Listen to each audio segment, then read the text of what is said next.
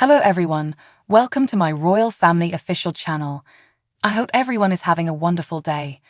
Before we begin, please hit the subscribe button and give this video a thumbs up. It's possible that the royal family is more like us than we realize because Princess Anne has a go-to pair of boots that she wears constantly. The Princess Royal has been seen several times with her suede riding boots on. Finding shoes that are appropriate for both formal and informal settings can be challenging, but the Princess Royal has succeeded in this endeavor. The suede, leather-lined House of Brewer boots have been spotted on multiple royal trips and has since become a mainstay in the princess's closet. She owns them in both brown and black, so they match with most clothes. Princess Anne wore her autumn/winter wardrobe staple again over Easter, pairing her boots with a green coat that seemed appropriate for springtime, despite the fact that the weather is still gloomy. The first time the boots were seen was on March 13, just over a year ago. Princess Anne and Andrew Parker Bowles were attending the Cheltenham Festival on the second day. She wore white gloves and a light beige coat with the boots. At a Christmas ceremony at Sandringham, she made her debut wearing the black version of the boots with King Charles IIe and Queen Camilla.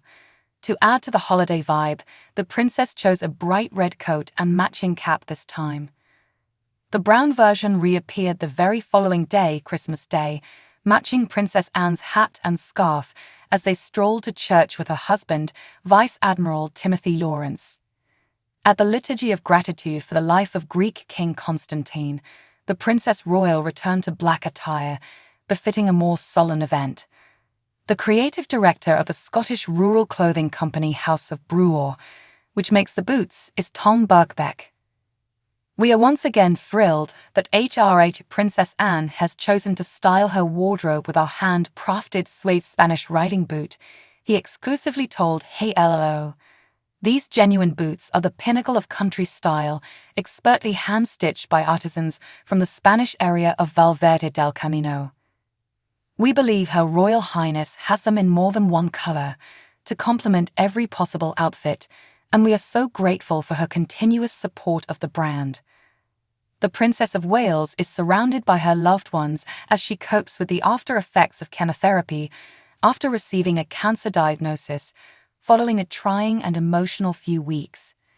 Her father-in-law, the King, is providing her with steadfast support in addition to the friends and relatives who are lending a hand. Both the monarch and his daughter-in-law are undergoing treatment for the different forms of cancer. Although the princess and Her Majesty have always been close, he LLO is informed by royal sources. Since then, their relationship has only gotten closer as they have come to terms with each other's cancer diagnosis and course of treatment. The King not only paid Kate a visit at her bedside when they were sent to the same hospital at the same time in January, but they have stayed in close contact ever since. The day before Kate gave her health update to the world, they had a private lunch at Windsor Castle. Charles II, new King, new court author Robert Hardman tells He LO. It is obvious that he is deeply worried about her. I believe he wants to ensure that he does everything within his power to help, as this is a completely different situation for a young, healthy mother than it is for someone in their 77s. I'm sure he's been a source of comfort for her in the same way she's probably been a source of comfort for him, he continues. I believe it has only served to strengthen their bond. He's always held his daughter-in-law in the highest regard. He finds her to be just amazing. Individuals in hospitals don't really want to cause a scene, but the truth was that she was there, and so was the King, along with the Queen. They also visited each area to make sure the princess was comfortable. It serves as a reminder that the Windsors, like the rest of us, are mortal. We also need to be really sympathetic to them, because they are going through an incredible shock, yet we are all talking about it while they go through it. The King's Easter speech today will emphasize the value of showing friendship. Charles has recorded a personal message and a reading from the Bible for the Worcester Cathedral's Maundy Thursday service. In addition, he will restate the promise he gave at the coronation. In his place, Queen Camilla will distribute ceremonial coins to 75 men and 75 women, which corresponds to Charles's silver coins, are given out during the royal Mandi ritual. Recipients are selected based on their local church service. The age of a sovereign determines how many individuals receive the coins. As a country, we need and benefit greatly from those who extend the hand of friendship to us, especially in a time of need, the king will say in his succinct personal message. He will refer to those who received Mandi money as wonderful examples of such kindness.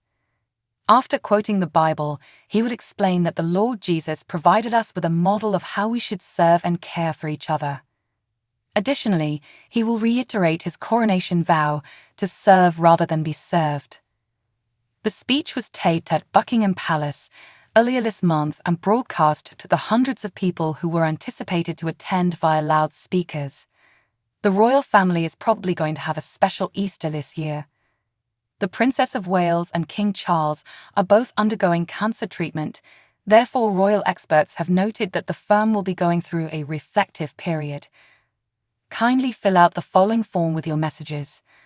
According to author Phil Dampier, the King and Kate have apparently become closer as a result of their shared suffering, and he will be anticipating future Easters when they are both well once more. Everyone will have some time to reflect, and it serves as a reminder that the royal family is just like the rest of us. Phil went on to say that Easter held special meaning for the late Queen, and King Charles will probably turn to her coping strategy to get through this trying period. The late Queen Elizabeth's strong Christian faith carried her through many trying times, and I'm sure Charles will find strength in visiting his family and participating in chapel services, he continued. Fill out the form below to send your messages to the royal family this Easter. In an unprecedented display of support for the King and Princess of Wales, royal enthusiasts descended upon Windsor and lined up to enter the castle. With their courageous announcements that they are receiving cancer treatment, Charles and Kate have aroused rumors that the royal family is in disarray. Today at the royal Mandi ritual, Queen Camilla took the throne in the king's place. However, a mile-long line of paying tourists anxious to have a peek inside the royal home today demonstrated the strong public support for the monarchy. They endured almost an hour of rainy weather to witness wonders such as the state apartments and Queen Elizabeth Hugh's ultimate burial place. Frank, a visitor from the US, stated, "We were informed that the line for the castle was the longest anyone had ever seen, and it really was something, but everyone was very courteous and British." Many people expressed their intention to support the family during this dual health battle. Regretfully, the royal family wasn't present for the royal fans. In another instance, King Charles expressed to the faithful at Worcester Cathedral his deep sadness about being unable to attend the royal Mandi ceremony due to his cancer diagnosis. Even though Camilla was the king's substitute, he was able to be heard after recording a private message that was aired over loudspeakers. During the yearly ritual, the Queen gave ceremonial coins to 75 men and 75 women, which was the number selected to signify the king's age. However, a boisterous gathering of demonstrators outside attempted to overpower the ceremony by waving flags and yelling "Down with the crown." Diligent rather, Charles was occupied 130 miles distant, hosting audiences at Buckingham Palace with ambassadors. So what do you guys think about this update? Let me know in the comments below. And if you like my videos, please press like and subscribe for more. I'll see you guys next time.